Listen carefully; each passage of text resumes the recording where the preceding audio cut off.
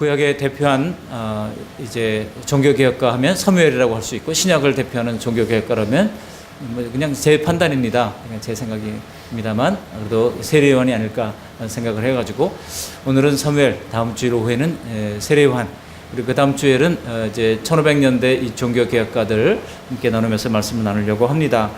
오늘도 이 찬양 예배를 통해서 하나님께서 풍성한 은혜와 사랑을 베풀어 주실 줄 믿고요. 늘 찬양으로 섬기는 우리 찬양팀 가운데 하나님께서 넘치는 은혜가 더하시기를 바랍니다. 또 우리 최문정 권사님 우리 교회 나오셔서 처음으로 대표기도 해주신 거 감사합니다. 한 20년 만에 대표기도 하신 거 아니신가요? 오랜만에 하셨는데 감사드리고요. 순번에 따라서 계속 기도해 주신 것을 감사를 드립니다. 올해가 종교개혁 500주년이죠. 우리나라 전직 현직 대통령이 독일을 방문했었습니다. 전직 대통령은 지난해 드레스덴에 가서 소위 드레스덴 선언이라는 것을 했고, 또 현직 대통령, 지금 문 대통령은 베를린에 가서 또 베를린 통일에 관한 이야기를 또 했습니다. 그런데 현직 교포들의 얘기를 들어보면요, 너무나 아쉽다는 거예요. 지금 독일의 정부가 뭐에 관심을 가지고 있는지 모른다는 거예요, 우리나라 대통령들이. 여러분, 독일은 벌써 8년 전부터 매년 이 종교개혁 기념주 500주년을 놓고 의미 있는 이 소위 매직 넘버 아니겠습니까? 그래서 행사를 해왔고, 또 1년 전부터는 매달 특별한 행사를 국가적인 단위로 해왔어요. 그리고 10월 달은 매일같이 지금 국가적인 행사를 하고 있고, 또 10월 31일이 화요일입니다만 10월 31일을 전 국가적 공휴일로 이제 임시 공휴일로 정해서 기념하고 있습니다. 또 마틴 루터와 관계 있는 세 주는 이제 상시적으로 10월 31일을 이제 주 공휴일로 정해서 지켜오고 있습니다.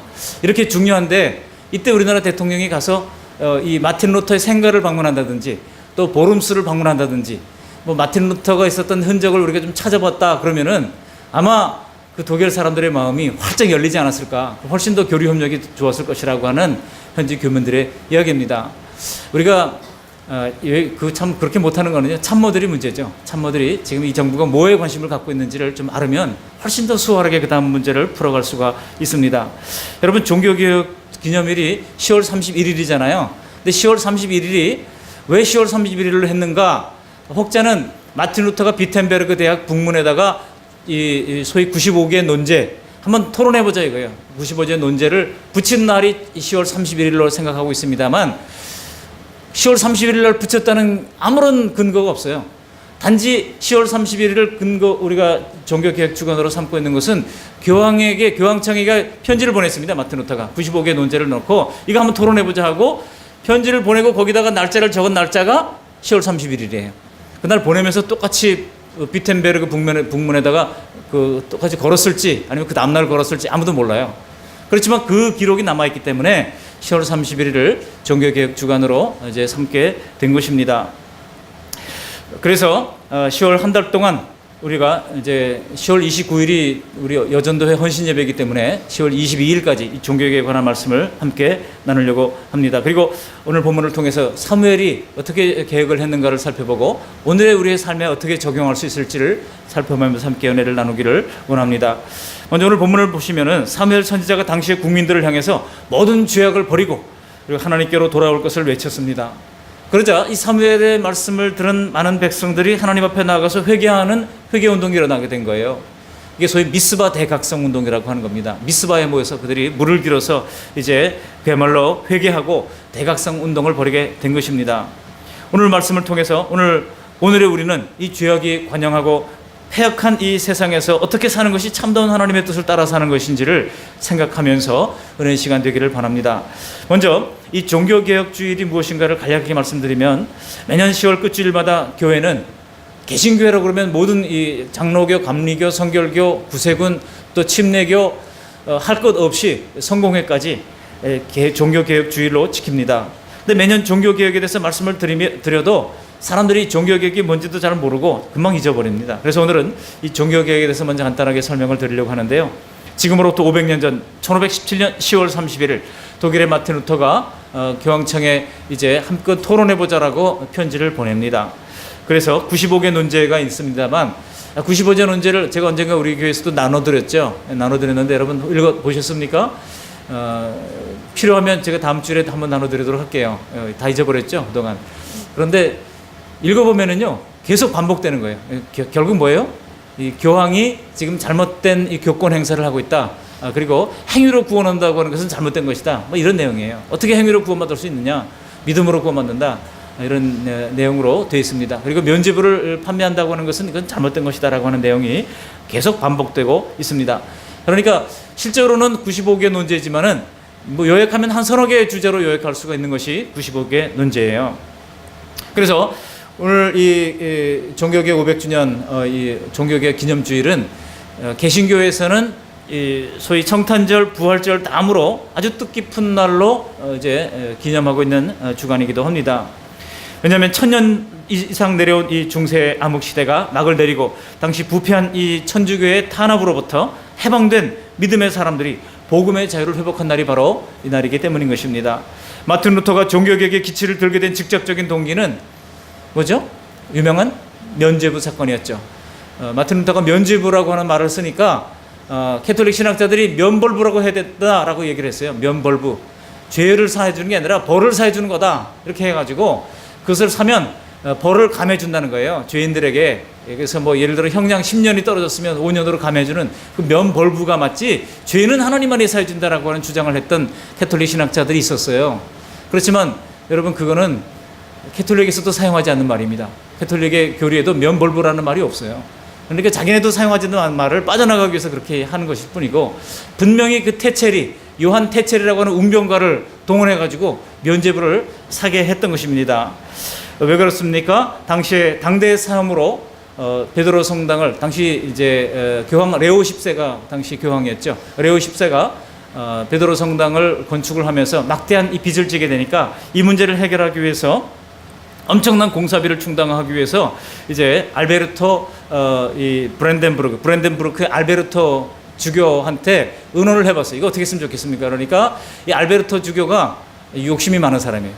자기가 모금을 할 테니 반분합시다 우리 해가지고 교황하고 이 소위 이면 계약서를 맺은 겁니다. 한마디로. 그래가지고 이 알베르토 주교가 누구를 고용하는지 아십니까? 바로 요한 테체리라고 하는 웅변가를 고용합니다. 웅변가. 이 사람이 원래 웅변가였어요. 이 사람을 고용을 해가지고 이 사람에게 신학박사 학위를 주고 이 사람으로 하여금 이 면죄부의 정당성을 웅변하도록 합니다. 원래 워낙 웅변가예요. 그러니까 어떻게 웅변하는지 아십니까? 면죄부를 사는 순간 당신의 그 죄가 이제 사라지게 되고 가리워져서 지옥에 있는 영혼마저도 용수철처럼 천국으로 향하게 된다라고.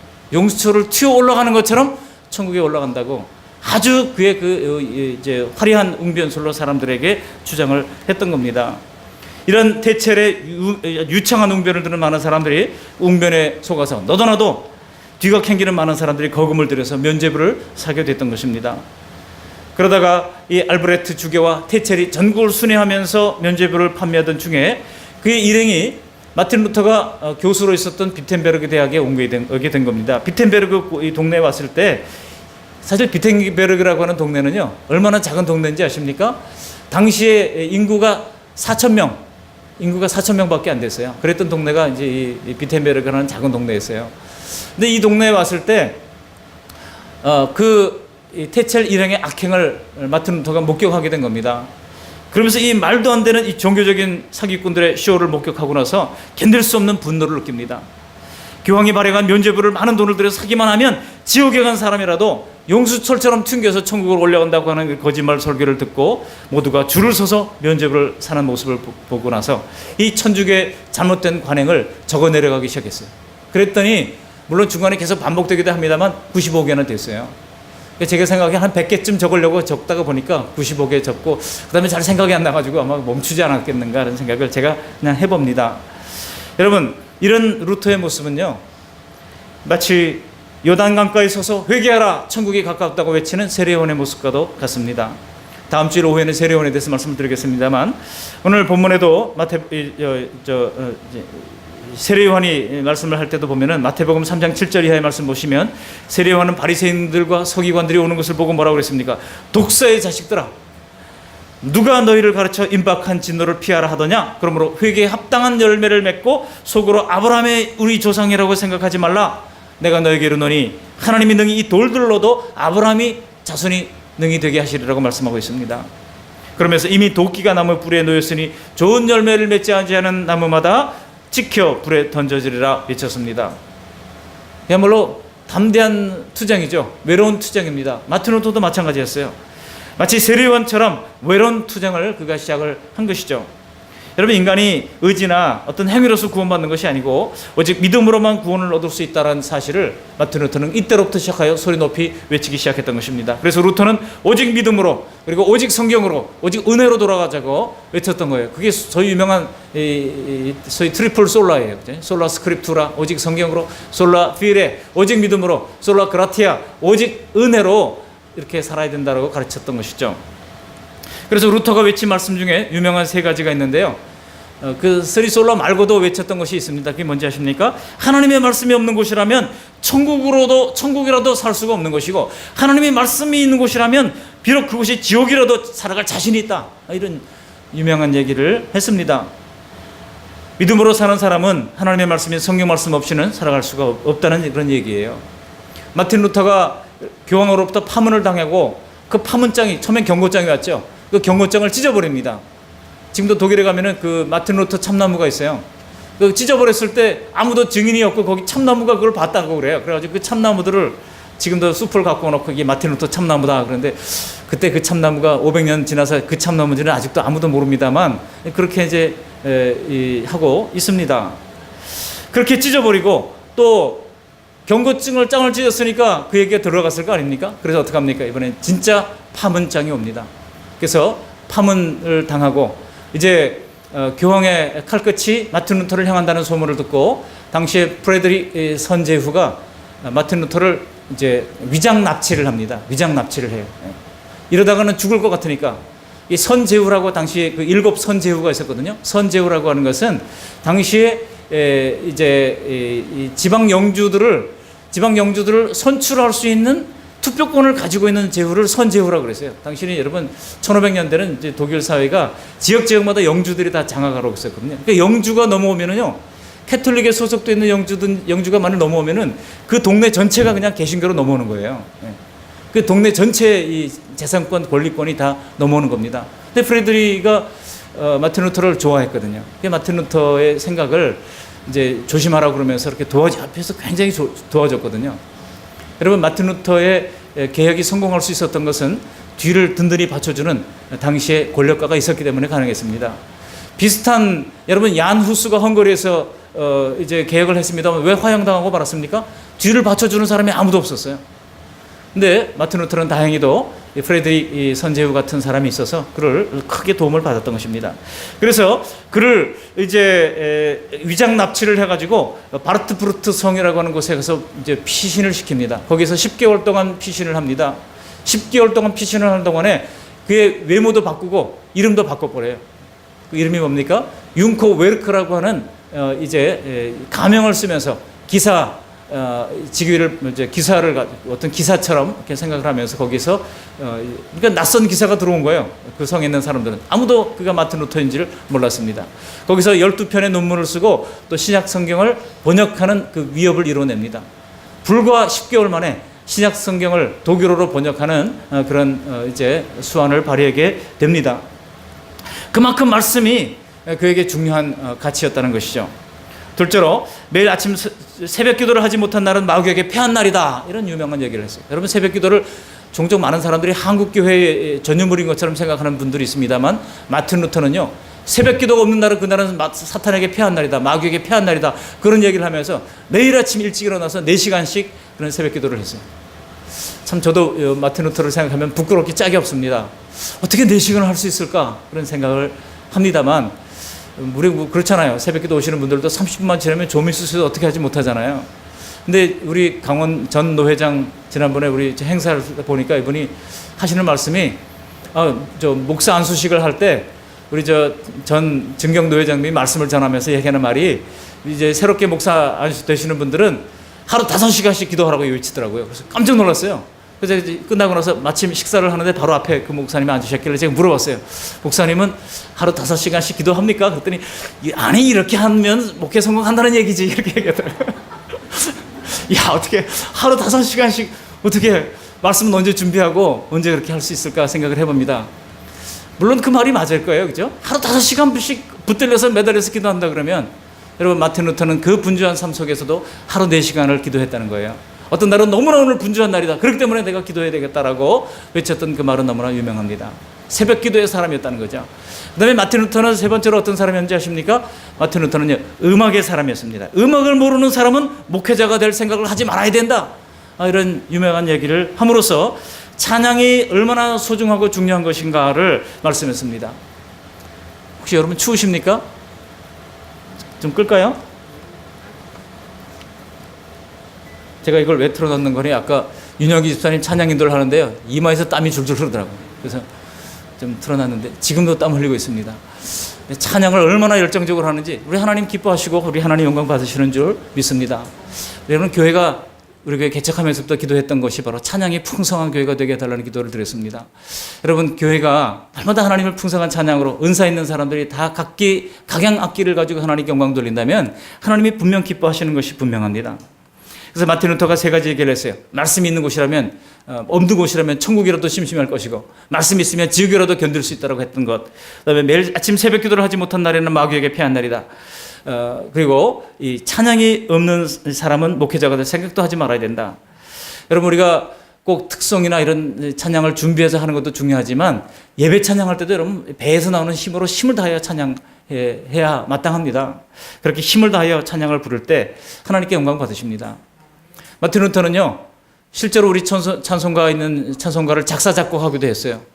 585장 내 주는 강한 성이요 방패와 병기 되시니, 이 찬양을 마틴 루터가 작사 작곡을 한 거예요. 1529년에 직접 작사 작곡을 한 것이 오늘날도 찬송가에 남아서 들려오고 있는 것입니다. 루터는 오직 의인은 믿음으로 말미암아 살리라고 하는 로마서 1장 17절 말씀을 그의 신조로 삼고 아무리 교형으로부터 두려운 파문을 받고 처벌과 환란이 온다 할지라도 능히 이겨낼 수가 있었던 것입니다. 오늘 우리들도 마틴 루터와 같은 믿음으로 어떤 환란이나 고통이 온다 할지라도 승리를 해야 할 것입니다. 비겁하게 타협하지 말고, 혀를 깨물고 죽을지언정 비겁하게 타협하지 말고 하나님 말씀을 지켜나가는 우리 그 말씀의 성도님들이 다 되시기를 바랍니다. 큰 두 번째로 이 사무엘 선지의 대각성 운동을 정리를 해서 말씀드리자면, 오늘 본문에 보면 사무엘이 하나님의 신탁을 받고 백성들을 향해서 우상 숭배와 또 이제 죄악으로부터 달려가는 그 길에서 회개하라고 이제 외쳤죠. 다행히 이스라엘 백성들은 이제 사무엘 선지자의 말을 잘 들었습니다. 그리고 미스바에 모여서 그들은 철저하게 민족적인 회개를 하게 됐다는 것입니다. 지난주에 우리 가족들을 만났는데 저희 큰형님이 그러세요. 우리 한국교회가 좀 500주년 이때 해야 할 일이 다른 거 아니라 회개운동 좀 해야 되는 거 아니냐, 그런 얘기를 해요. 그래서 우리 회개운동 합니다. 벌써 이 대형 회개 집회를 얼마나 많이 했는지 몰라요. 그런데 여러분 모르시죠? 전국 단위의 대형 회개 집회를 여러 번 했어요. 그런데 문제는 지금 연합 집회 사람들이 안 모인다는 거예요. 안 모이고 뒤에서 왜 회개운동 안 하냐 자꾸 그렇게 얘기를 해요. 여러분, 회개하는 사람들은 계속 회개합니다. 근데 늘 하는 사람이 하죠. 참여하지도 않는 분들이 꼭 그렇게 얘기를 하더라고요. 그래서 제가 이미 그런 집회가 있었던 걸 줄줄이 나열해서 말씀을 드렸는데, 그랬구나, 그렇게 얘기하시더라고요.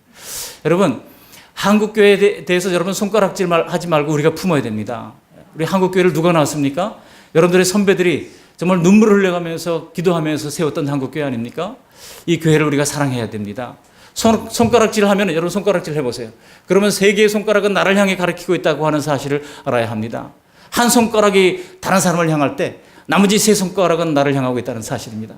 우리가 한국교회를 향해서 손가락하기 이전에 나 또한 한국교회에 이뤄내고 하는 것을 우리가 기억하시면서 내가 먼저 회개하면 한국교회가 회개되는 거예요. 우리 한국교회 6만 교회가 정말 이런 새로운 회개운동을 통해서 우상을 제거하는 일, 그리고 개혁하는 일, 회개하는 일들을 통해서 정말 미스바 대각성 운동과 같은 그런 대역사가 일어나게 되기를 주님의 이름으로 소원을 합니다. 여기 사무엘 선지자가 했던 말씀 가운데 여기 3절에 보시면은요, 마음을 하나님께로 향하고 오직 그만 섬기라 그랬어요. 그만 섬기라. 왜냐하면 하나님이 가장 싫어하는 것이 우상도 섬기고 하나님도 섬기는 거예요. 주일날 예배하면서 또 밖으로는 돈을 섬기는 거예요. 이게 뭡니까? 이게 이제 싱크레티즘이라고 혼합주의 신앙입니다. 혼합주의. 여러분, 일만학은 어디서 난다고 말씀하고 있습니까? 재물이 이제 일만학, 재물 숭배를 그치라고 말씀하고 있잖아요. 사도 바울도 디모데에게 에베소서에서 편지를 하면서 그렇게 말씀하고 있는 것입니다. 탐심은 우상 숭배라고 그랬습니다. 이 시대 많은 사람들이 자본주의 시대에 많은 사람들이 탐심으로 몰려가고 있어요. 그러나 이것은 명백한 우상 숭배인 것을 기억하면서 우리는 오직 하나님만 섬기기로 작정하는 저 여러분들이 될 수 있기를 바랍니다. 그러면서 회개를 촉구한 것 아니겠습니까? 여러분, 세례요한도 다음 주에 보시겠습니다만 회개하라 천국이 가까웠느니라 말씀했고, 우리 예수님도 공생의 사역을 시작할 때 첫 마디가 뭐였습니까? 회개하라였어요. 회개하라 천국이 가까웠다. 세례요한과 똑같은 말씀을 하신 것입니다. 그렇습니다. 천국은 회개하는 자에게 임하는 것입니다. 성령께서 은혜를 주시는 것도 죄를 깨닫고 회개하는 사람에게 은혜를 주시는 것입니다. 그래서 시편 51편 17절에 보면 이제 다윗이 나단 선지자가 왔을 때 그 앞에 회개하면서 뭐라고 썼습니까? 하나님께서 구하시는 죄에서는 상한 심령이라. 하나님이여 상하고 통회하는 마음을 주께서 멸시하지 아니하시리다 라고 하면서 회개를 했던 것입니다. 다니엘은 동족의 죄를 회개하면서 울었다고 그랬어요. 다니엘이 죄를 지은 것도 아닌데 동족의 죄를 회개하면서 자신이 울었다고 그랬습니다. 예레미야도 백성들의 죄악을 인하여 장차 임하게 될 하나님의 진노를 생각하면서 눈물을 흘렸습니다. 오죽하면 사람들이 눈물의 선지자라고 하는 별명을 붙였을까요? 여러분, 오늘날도 이와 같은 회개운동이 일어나야 할 줄로 믿습니다. 이 한반도에 회개운동이 일어나야 합니다. 한국 교회가 한국 사회를 놓고 회개해야 합니다. 거룩한 한국을 만들어가야 합니다. 그래야 진정한 하나님이 기뻐하시는 개혁운동이 성공할 수가 있는 것입니다. 여러분, 니느웨 성이 어떻게 회개했습니까? 요나의 전도를 듣고, 마지못해서 전하는 요나의 전도를 듣고 그 사람들이 다 금식하면서 회개를 했어요. 심지어 가축들도 이제 금식을 시켜가면서 먹이를 주지 않았어요. 너희들도 회개하라 그런지 모르겠습니다만 가축들도 안 먹고 사람들이 굶주리면서 회개하면서 하나님 앞에 엎드렸던 것입니다. 그랬더니 하나님이 그들에게 내리고자 한 진노를 어떻게 했어요? 거두셨다고 말씀하고 있습니다. 여러분, 구약시대 하나님의 진노의 이제 심판의 방식은 칼과 기근과 전염병이었어요. 칼과 기근과 병, 질병들. 이게 뭡니까? 전쟁과 또 이 기근, 전염병은 우리가 다 그냥 그대로 이해하면 되잖아요. 이런 것들이 하나님의 진노의 도구로 사용됐다는 것입니다. 오늘날도 마찬가지입니다. 한반도에 지금 전쟁의 전원이 감도는 때 이 전쟁을 우리가 이길 수 있는 방법은 무엇입니까? 민족의 죄를 우리가 하나님 앞에 대신 지고 회개하는 것입니다. 느헤미야처럼 또 다니엘처럼 예레미야처럼 하나님 앞에 회개하는 것입니다. 여러분, 오늘날 이 시대가 요구하는 종교개혁 운동은 어떤 것입니까? 지금 우리나라에서 가장 부패한 타락한 사람들이 누굽니까? 비자금 만드는 기업인들입니까? 국민들에게 피곤함을 주는 정치인들입니까? 아닙니다. 바로 저와 여러분, 우리들입니다. 정치인들의 개혁을 요구하기 이전에 우리 기독교에서 먼저 고치고 새롭게 개혁되어야 할 부분들이 너무나 많이 남아있다는 것입니다. 그래서 우리 가운데 먼저 사무엘이 외치는 이 종교개혁, 그리고 세례 요한이 외치는 종교개혁이 일어나야 하고 느느웨 성이 종교개혁이 일어나야 하는 것입니다. 여러분, 느헤미야가 수문학 광장 앞에서 회개운동을 했죠. 개혁운동이 일어났습니다. 그랬을 때 사람들이 어떻게 했습니까? 하나님 말씀 앞에 그들이 서서 아침부터 오전까지 그들이 하나님 말씀을 감히 어떻게 앉아서 듣냐 해서 서서 하나님 말씀을 들었다는 거예요. 무려 6시간이나 하나님 말씀을 서서 듣고 우리가 어찌할까 하면서 통해 자박하면서 회개했을 때 하나님께서 긍휼히 여겨주셨던 것입니다. 여러분, 우리의 신앙이 개혁되어야 합니다. 우리의 생활 태도가 개혁되어야 합니다. 우리의 봉사와 우리 헌신도 개혁되어야 하는 것입니다. 그리고 자기 개혁을 통해서 우리 인간성이 변화되어야 하는 것입니다. 사울이 변하여 바울이 된 것처럼 변화가 일어나야 하는 것입니다. 시몬이 변하여 베드로가 된 것처럼 변화가 일어나야 하는 것입니다. 근데 여러분, 이것을 내 힘으로 감당됩니까? 안 돼요. 그래서 우리가 어떻게 됩니까? 성령님의 도우심을 구해야 하는 것입니다. 우리가 성령 받고 변화받으면 귀 쓰는 그릇이 될 수가 있습니다. 스가랴 4장 6절에 만군의 여호와께서 말씀하시되 이는 힘으로 되지 아니하고 능으로 되지 아니하고 오직 뭐로 된다고요? 나의 영으로 되느니라 그랬어요. 한번 따라 하시기 바랍니다. 오직 나의 영으로 되느니라. 여러분, 이런 개혁은 우리가 아무리 개혁이라고 외쳐서 되는 게 아니에요. 오직 나의 영, 성령으로 가능하다고 말씀하고 있습니다. 성령님, 참 저희 연약함을 불쌍히 여겨주시고 구원해 주시고 도와주십시오. 주님께 의뢰를 할 때 성령께서 우리 마음에 들어오셔서 우리를 진정한 개혁의 길로 이끌어 가실 줄로 믿습니다. 모세는 그의 나이 80세 100발을 날리면서 호렙산 기슭에서 양을 치다가 하나님이 그를 불러 성령을 체험하게 되었더니 이스라엘 백성들을 애굽에서 구원해내는 그런 출애굽의 영웅이 되었던 것입니다. 베드로는 갈릴리 바다에서 일생 고기나 잡던 어부였지만은 성령이 그를 부르시니까 그가 부름을 받고 이제 얼마나 귀한 하나님의 일꾼으로 쓰임받게 되었습니까? 바울도 예수 믿는 사람들을 핍박하는 사람이었지만 성령 받고 거듭나서야 하나님의 귀한 일꾼으로 쓰임받을 수 있었던 것입니다. 우리 교회 임직자들뿐만 아니라 우리 모든 재직들뿐만 아니라 우리 교회 모든 성도님들이 이 성령으로 거듭나서 이런 자기 개혁으로부터 시작해서 스스로를 하나님 앞에 날마다 개혁하는 저와 여러분들이 되시기를 주님의 이름으로 축원합니다. 말씀을 마칩니다. 종교개혁의 달, 우리는 먼저 내 자신이 하나님 앞에 잘못된 것이 무엇인가를 찾아서 회개하시기를 바랍니다. 그리고 날마다 하나님 앞에 바로 설 수 있도록 끊임없는 자기 개혁을 감당할 수 있는 저 여러분들이 되시기를 바랍니다. 오랜 관습에 젖어서 의뢰 그러려니 하는 생각, 지금까지 그렇게 해왔는데 하는 생각을 고치시고 좋은 의견은 받아들이고 또 미래를 향해서 달려나가는 우리 그 말씀에 성도님들이 다 되시기를 주님의 이름으로 축복합니다. 아멘. 고마우신 하나님 감사를 드립니다. 오늘 종교개혁은 우리들 가슴 속에서부터 소리 없이 이루어져야 하는 줄 믿습니다.